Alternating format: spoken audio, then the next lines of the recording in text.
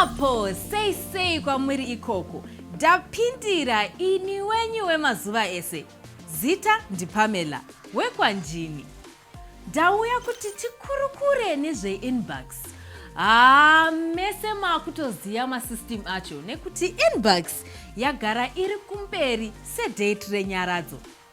Vazhinji vanongobvunza kuti kosei InnBucks ichikowanikwa kuma Chicken Inn, Pizza Inn, Bakers Inn neCreamy Inn chete.